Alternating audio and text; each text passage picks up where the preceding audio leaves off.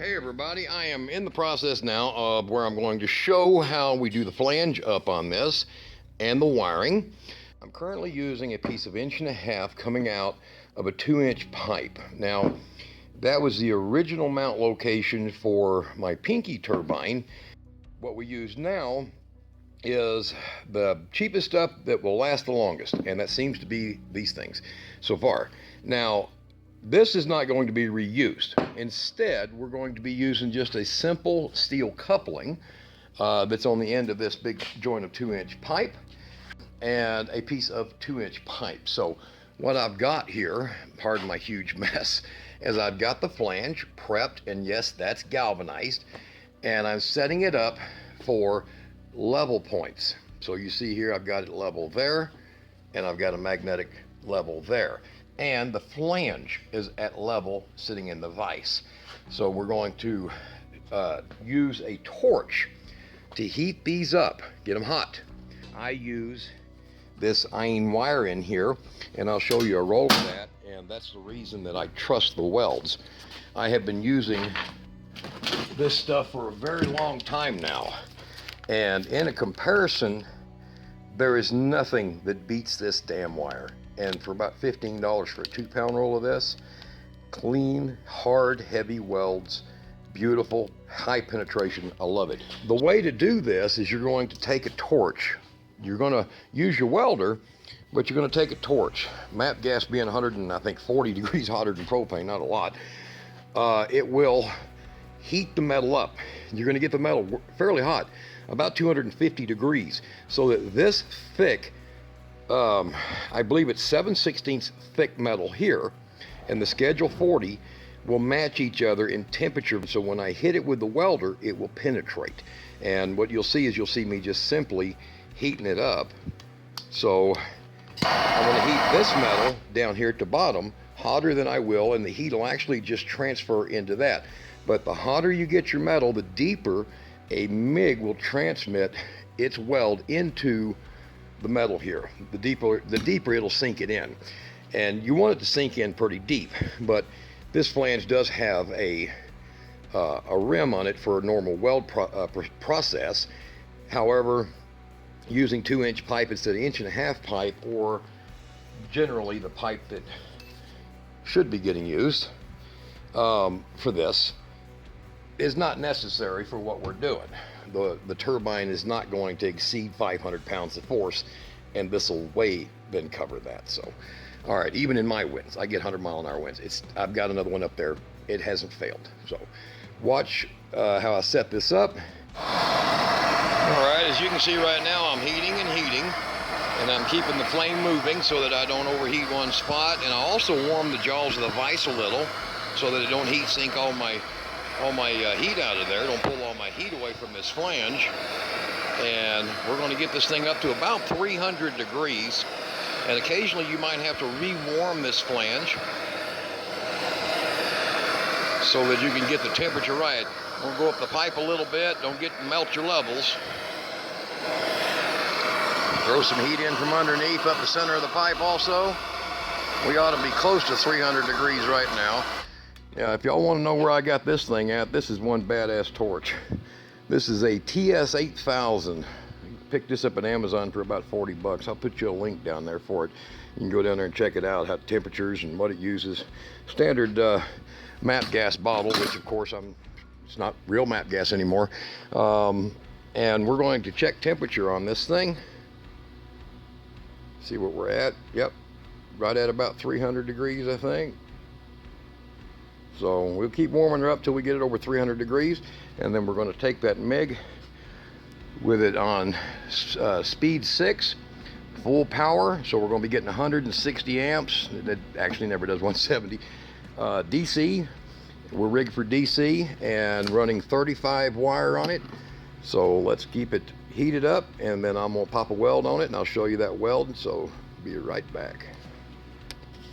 All right, now from under the hood, you can see I spotted it, but you'll see the penetration levels of this weld if it don't blow my phone up here.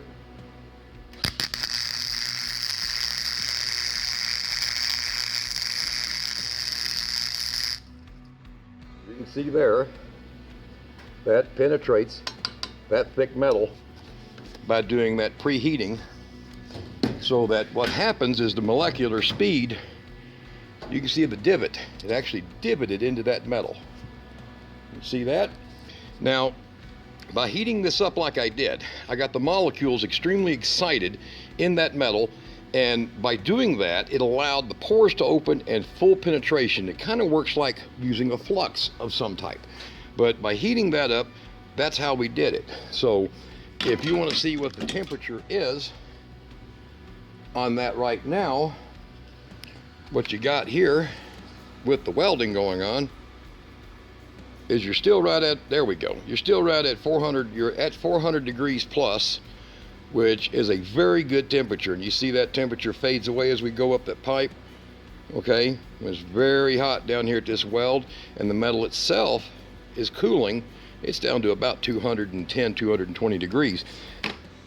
But by heating this up and using a torch like this one here, you're going to like the results. And you can see the penetration. I mean, look at the penetration, how deep it went into this metal. And that's how you're going to put your flange on, is you're going to heat it up real hot. You might want to get you one of these little infrared guns where you can check your temperatures, make sure you exceed 300 degrees before you try to weld, and heat in between every cycle. So let's get this finished, and we're going to bolt it up and go from there.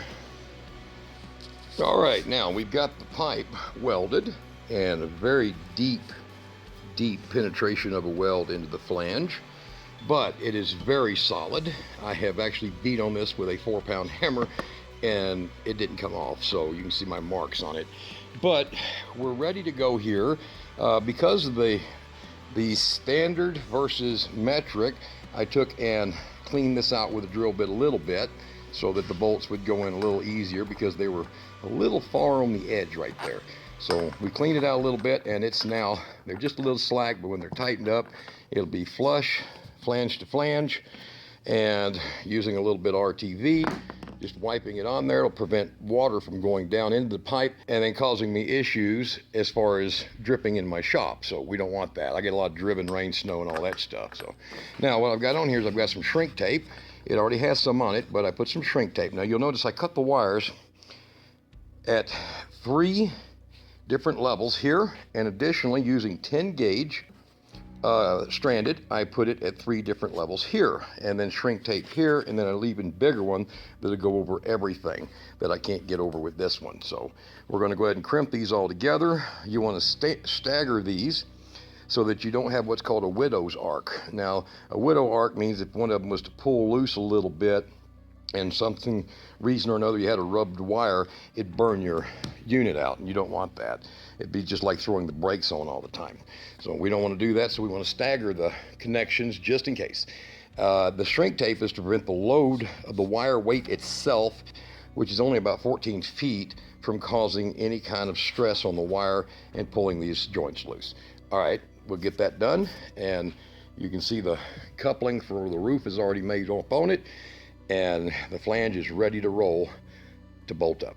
And we'll have the blades on it here pretty quick, and tomorrow morning she's going in the air. All right, now we have put the blades on.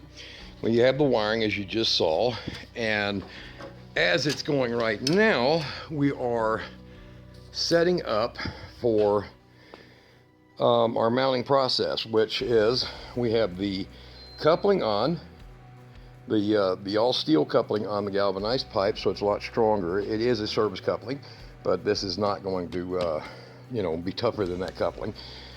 And one of the things you want to do is when you get your blades put on, you want to make sure they're true.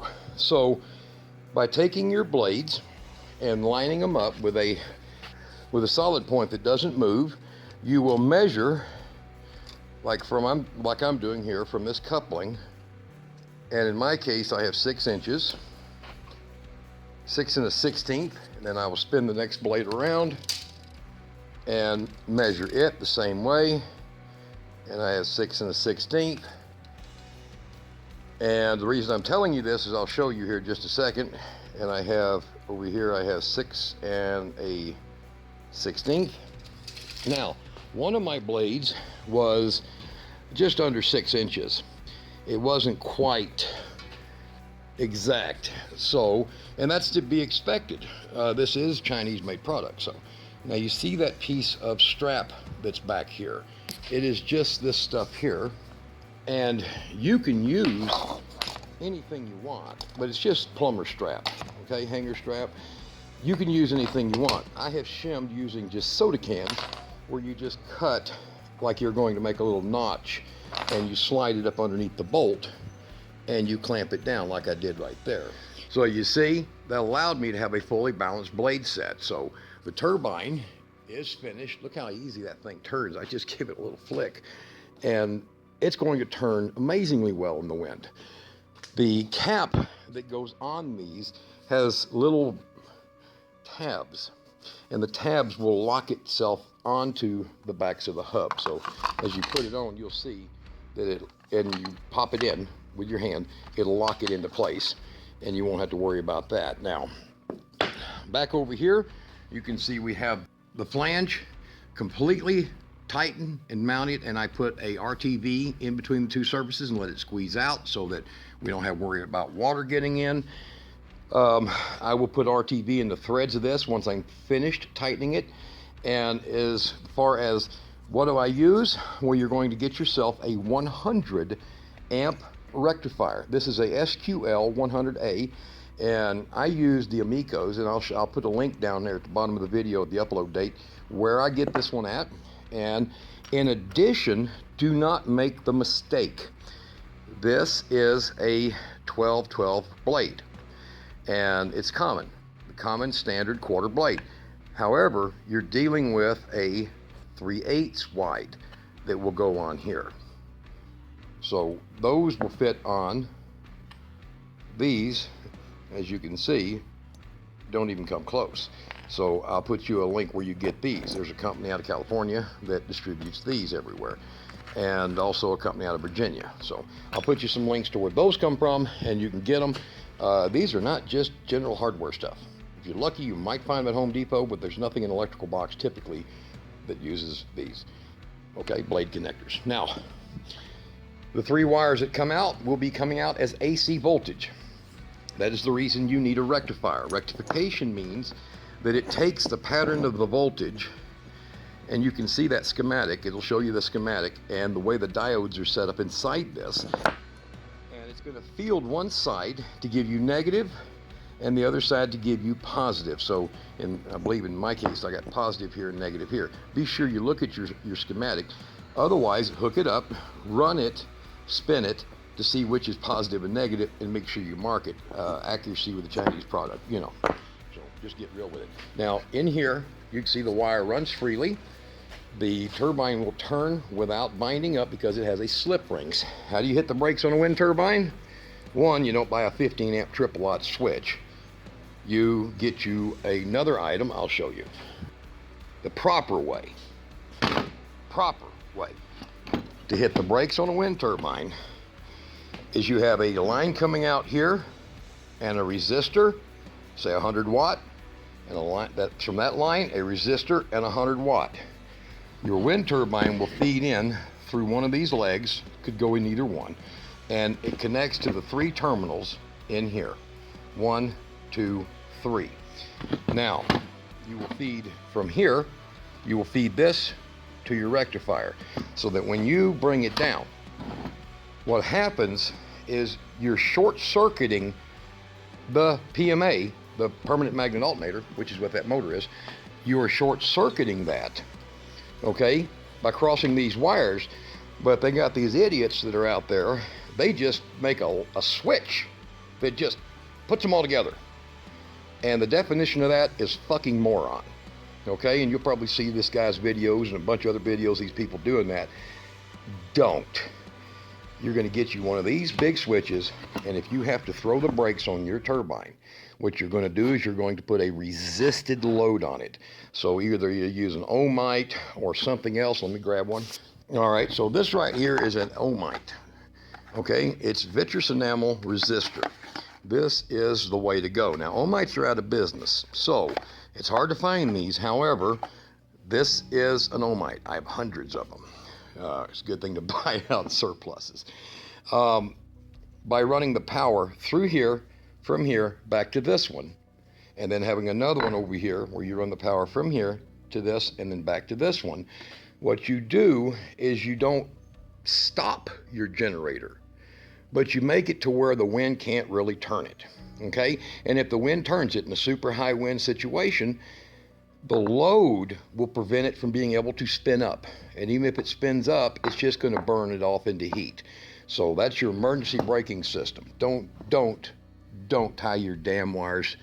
Don't buy one of those switches that's on and in the middle and off. That's kind of like this. Don't do it. You're going to run your wires for this right through the center. You're going to come out of this with same 10 gauge wires to your rectifier, from there to your battery or your diversion load controller. And do not get a big silver freaking solenoid diversion load controller. Get a real one. windandsunpower.com. Smart guy, builds hell of a controller. Follow his instructions. But you can use the little green resistors. You can even use a pair of 50-watt LED resistors. You see them on eBay. They're gold. And just put them side by side. Run the wires to them, run it, and then back. Same way here. And put them on some sheet metal off the wall a little bit so they'll cool themselves. If you have to, throw the brakes. You won't have to do it very often, but if you've got a big hurricane coming, go out there, save your turbine, throw the brakes, get it over with. And then you won't have to worry about it. It'll still spin, okay? But it'll spin real slow because it's got a wire going down and it back feeds into this baby, and that's it. So, all right, sorry I made the video long, but I'm hoping that I can educate some people. I've been doing this now for about 10 years. I'll put a link to this if you don't know where they're at, and everything else. Look below the video. I put links to everything I use, and if it gives you a head start, great. If you see that and you're like, oh, I'll find it for a cheaper price on banggood.com or whatever, go find it. Just buy the right crap and use whatever resistors you need to. But for a 500-watt turbine, want two 100s. If it's a 750, then I'd put two 150s.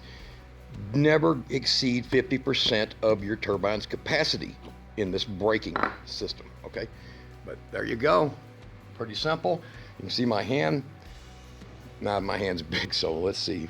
Here. You can see the physical size of that thing right there. Turbine is ready to go up. And the next video, guys, you're going to see her powered up and running. All right. Y'all be good.